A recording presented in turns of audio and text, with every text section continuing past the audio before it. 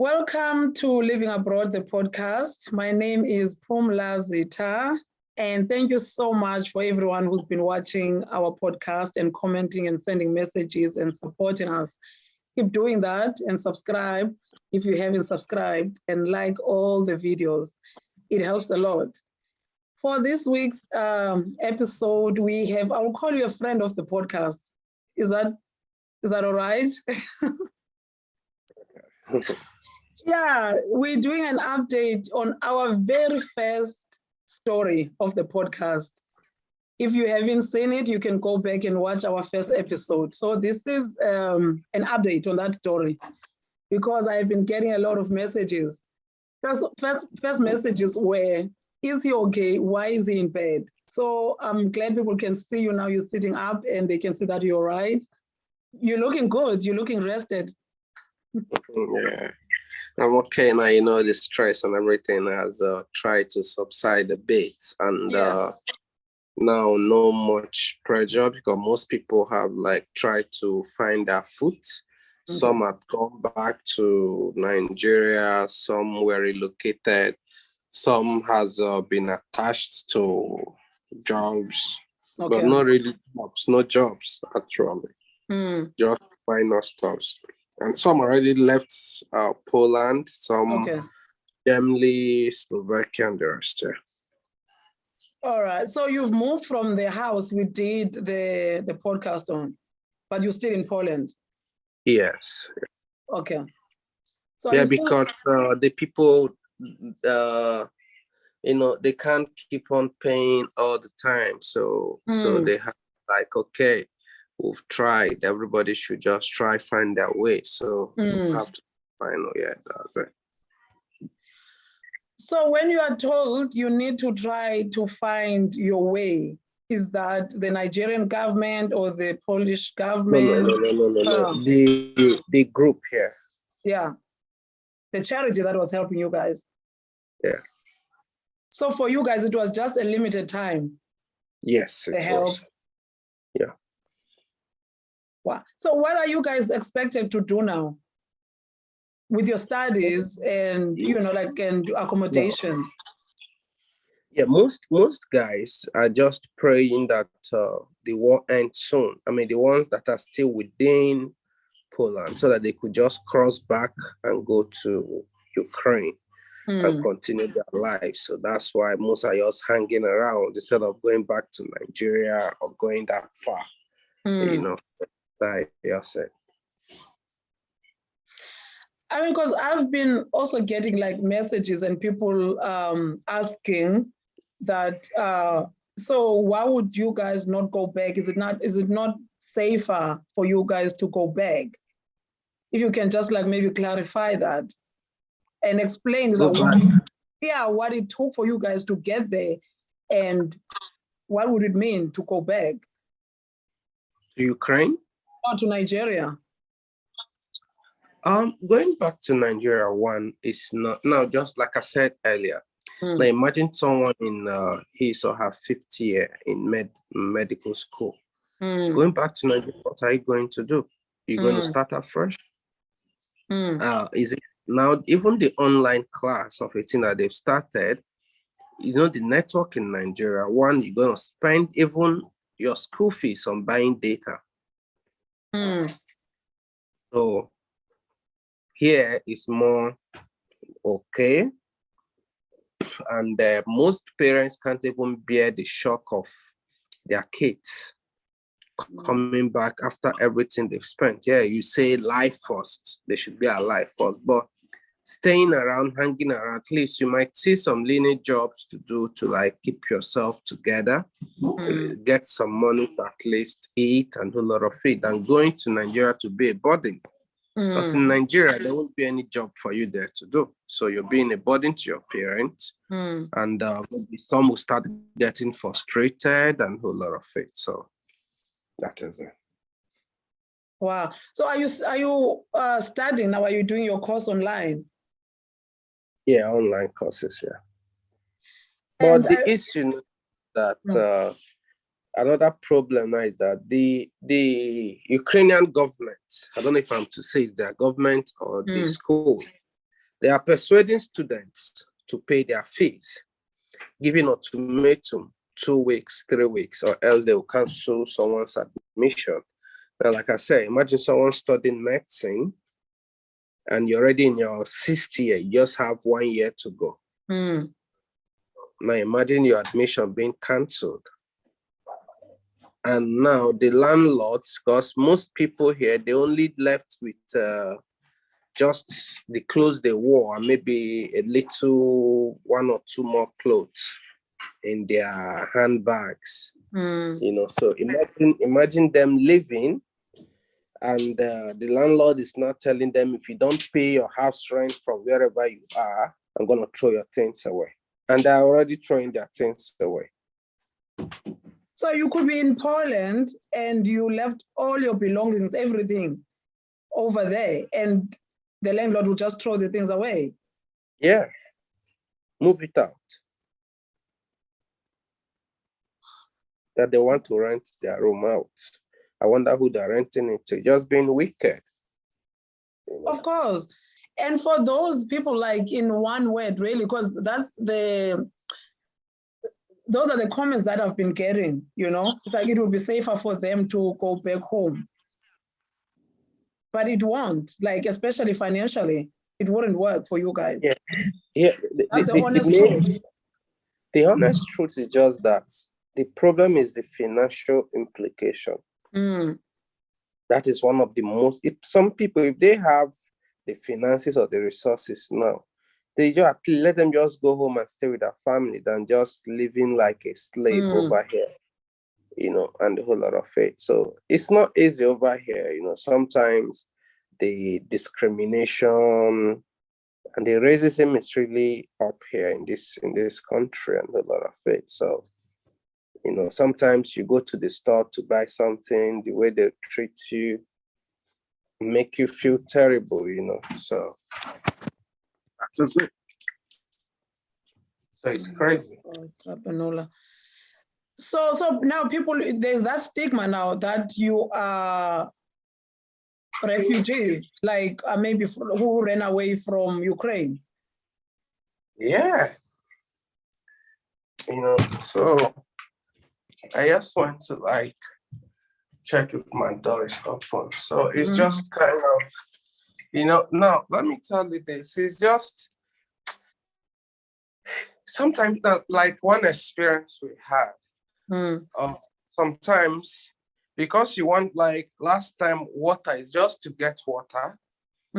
These people, even because of you're a foreigner, something that they sell maybe 2 zloty, they will sell it to you for 3 zloty. This still just what's going on. They'll sell it for you for 3 zloty. So sometimes it's just that there is no means to live. If there are means to live, I don't think most of us will still be here, because it's really not easy. You know, it's really not easy. And flying from here to Nigeria, the least is like 12 hours. And the total you must have at least 8,000 to 10,000. Yes? From 5,000 to 10,000 zloty for you to live. And you getting back to Nigeria, what are you going there to do? You know, so, but you could still see a little job like McDonald's job.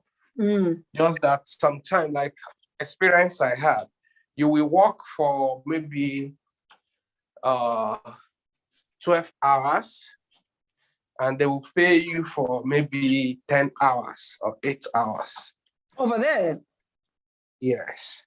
And your own job is just to be frying chips. You stand for over just that 12 hours. Maybe you might just have 30 minutes break. Your hands must keep moving or else you lose your job. You know, just walking and see if your life depends on it. But actually your life depends on it though. But it's crazy. But who are you going to complain to? Nobody. You just have to like because you don't have documents, you can't say anything, and they're not giving us documents. That's just another problem here. No documents, nothing at all. So you're not even getting work permits in Poland so that you can at least look after yourselves? No, when I mean no documents, not even work permits. That's why you see us doing these lineage jobs, and when they deduct your money, let's say you work for 12 hours and you're getting 10 hours, you can't complain, because when you complain, you lose your job. And getting another one is not promising. So you make use of what you have. You just have to manage. Oh my God. And like just to maybe explain to people who don't understand the sacrifices people have to make to get even these student visas back home. Now, that's still another problem. It's very difficult for you to get the student visa from there. It's very, very difficult. And you getting it from here also is still kind of some kind of rigorous process, and it's still really expensive. Now, imagine a medical student paying up to 5,000 euros. Some 10, 12,000. The least is 5,000 euros. You see some paying 10,000, 12,000 euros per year. Is it because of we are foreigners or what? So it's really not worth it. And even if you want to go get an apartment, the discrimination is still there. They will tell you they need only Polish. You don't speak the language, they can't give you a house. And if you want to get a house now, they will tell you you have to pay at least 6 months.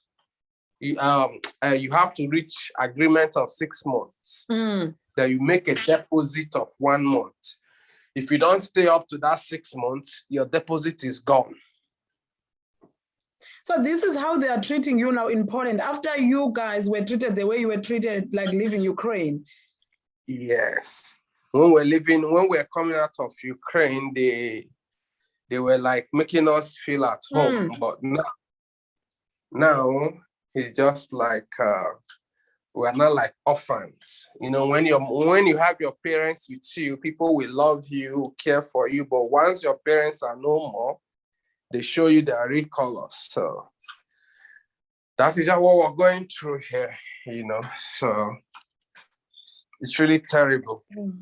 And also because you don't have some documents, let's say if you are to enter the bus, so if you're paying maybe 2 zloty or 1 zloty, because there's always a kind of document to show that maybe you're a student or you have your papers. On the bus. On the bus. But now you pay like 5 zloty instead of paying like 2 zloty or 1 zloty. So just for you to understand, any little money you have here, you hold it very tight, just manage yourself, hoping things will get better in Ukraine, because everybody's hope is just Ukraine, for things to get better after that we'll move. But though, due to the frustration here, some people have just forced their way back to Ukraine.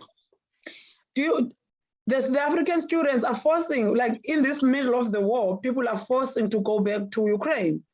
Yeah, because you have no option. You can't keep living this way here. Endangering their lives. That is it. And now, getting at the border of Ukraine, they'll give you just 2 days. If you don't tell them you just want to go and pick your things and go back, they won't allow you cross. So you have to tell them you want to go and pick your documents. So when you get there, you just have to stay. If not, they don't allow you going.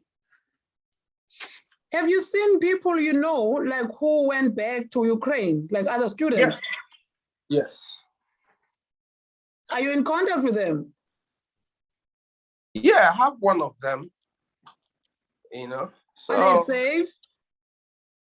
Yes, they are safe. Some parts, just managing. Just because there's no other options, you just have to manage. So That is it. Anderson, man, I think if we can maybe talk about the real reason that you'll find Africans who are willing to enter in a country that is like at war, basically. Doesn't it all goes back to where we come from, like in Africa, like the state of Nigeria today? Is that the reason people are just willing to even die in Ukraine in the middle of the war instead of going home? Now, let me tell you, because of the situation of things, there are even some Africans that had to join the Ukrainian army and their security outfits just to stay back and maybe have something doing and also earn some little money. So sometimes it's just due to the situation of things back home. Sometimes some of these people you see here sold everything they have to come to Ukraine, just want to work and to school, get the certificate and try get a better job. Some of them don't have parents. So, when you hear some people's story, that's when you really understand. I've been in contact with people during this war. When you ask them, why don't you want to go home? We respond in pidgin, waiting one go do, who we get for home. That is, what are we going home to do? Who do we have at home?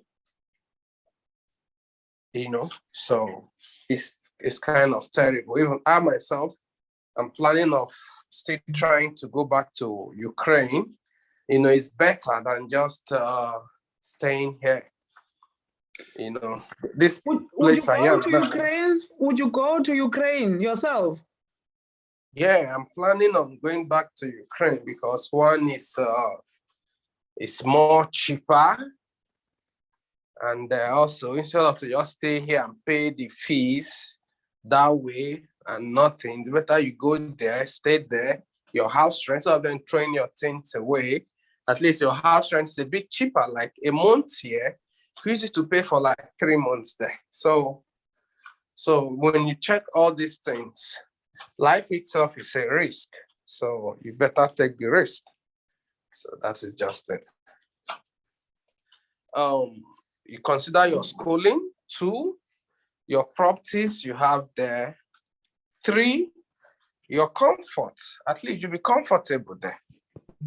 At least there you have papers. Yeah, you're entitled to some stuffs there.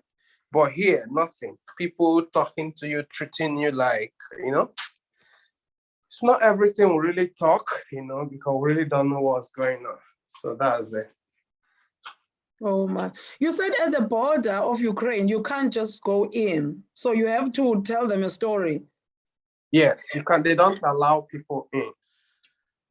Based on the fact that you left them when this is just the topic. You left them when the war is 100% at its beam. Now that it has come down, maybe you want to come back. This is just the argument. So you have to tell them, okay, let me just go pick my things and leave your country for you. So it's not by law. By law, you are allowed to go back to Ukraine because you've got a visa for there. But the officers at the borders are refusing you guys entry. Yes, and we left the country when there was war. What were you supposed to do? We stay there now and die for them. So is that what they are saying to you guys? This is just it. You could just send someone to confirm. That's wow. Just how there's a way someone could just go there, maybe place a camera so that you could hear and see. This is not a hidden something. This is just something they just tell you. One that understands English a little, just come and tell you, ask you questions. It's not easy though, but it's still stages of life. So you guys, as Africans, they are hating you guys for running away for your lives. Yes, that is it. While we were living, they didn't allow us to leave. Yes, I remember because we had it. We made the story. Yeah. So now they don't, because we forced our way out. They don't want us to come in again. So that is it. So now, I mean, on that note, you mentioned the abuse that you guys are experiencing in Poland, right? And now going back at the border, you guys are being treated this way. What do you think, or how do you think you guys are gonna live? Say, I mean, like the war finishes and you guys are going back to universities. What do you think your lives are gonna be like then, if it's like this to go in? That is something we don't know, and we don't want to think about it right now. We're just like just hoping things don't go the way we're thinking, because we have a group where we communicate. We all were communicating, sharing ideas. Those that have went back, sharing ideas. So we are just hoping things get, at least from next month or July, we all would just, for me, I know by next month, I will just try, because it's not easy here, feeding, paying rent, and the whole lot of it. So, it's not easy. And opening an account here is still another problem, because you're back, so. Or if you're trying to get a bank account. Yeah, in Ukraine, just go there, show them your passport, they give you an account where you could, But here, but I don't blame them though. So, but it's still okay. We'll all survive. I was hoping for maybe some good news, but it just seems like, like after you guys managed to leave Ukraine the way you did, and only to be met with more abuse. Saying, what are your thoughts on Africa today and our leaders? Like the fact that people are willing to just like go abroad for safety and security. I think our leaders are just not trying. And when you talk about our leaders, we are all leaders. Is not just the president or just maybe the governor. Everybody around them are all leaders. They are all contributing to the decision making. So it's just a thing of the elite. Our family are okay. They are good. So that is it.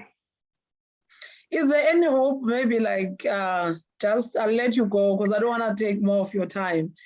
Like the future, like of Africa, so that so we go back and fix things in our countries, so we don't have to live like this. What you guys are experiencing is worse, but also for us, there are things that you experience and you're like, this is not on, but we have to survive. Yeah, like in my country, those up there, they're willing to kill you that is coming to challenge them.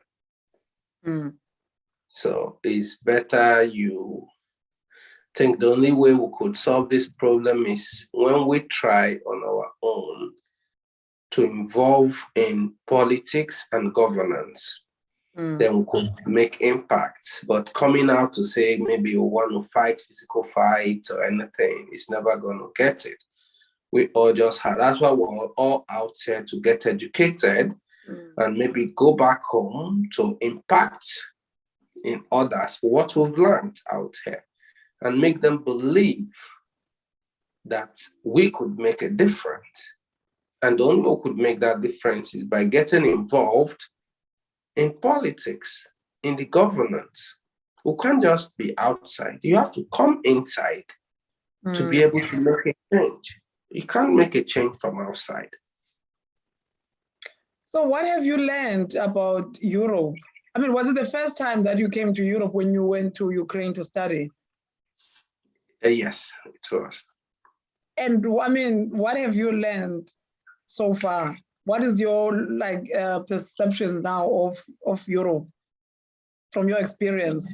Yeah, from my experience, they have a government that care for their people and not just for their family. And it's a place where the masses can speak. it's a place that vote count. Where masses vote for whom they want, not in most part of our Africa where it's been selected, where someone will just impose someone on the people. So is that maybe something that you might try and take back after you finish studying? So your dream is to go back to Africa, isn't it? Yeah, that's it. To make a change. Yeah, that's it. That's the plan. Thank you so much. Like I said, I was hoping we're gonna have, some nicer things to talk about. You can maybe say, oh, maybe in Poland, Polish people have been nice and you're enjoying, No, they're not. They're not nice. Ask anybody else. Unless maybe the people that have their family here already. But if you just came in the way everybody came in, then you really know what I'm talking about. Do you think, can you guys blend in, or is it just easy to spot you guys out, those who just came in because of the war? When you don't have documents, I don't know how else you want to blend in. Yeah. And being black doesn't help. Now, blending in, imagine you are in a bus.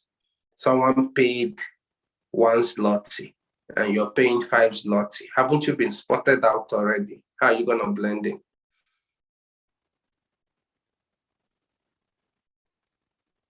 Now you understand. Yeah. So that's it. I am so sorry, guys. You're still suffering. And even there are some things you want to go and buy, they'll ask you for a person number. Like you getting, maybe you want to buy an iPhone, you ask for a person number. And if you don't have a person number, they're not going to sell to you. So, and they're not giving you a person number. And is this by law, or is just people just being racist? Just something. Who are we going to ask? Are we going to the government to ask them? Based on who? So that is it. But the people that got visa into this country, I'm talking about we that came. Yes. From Ukraine, not those that got visa to the country. Their own case is different, but we from Ukraine, most people from Ukraine have left because of the situation of things. Most are in Germany, Portugal, Ireland, Slovakia, Hungary. So, but majority are back in Nigeria. I'll let you go.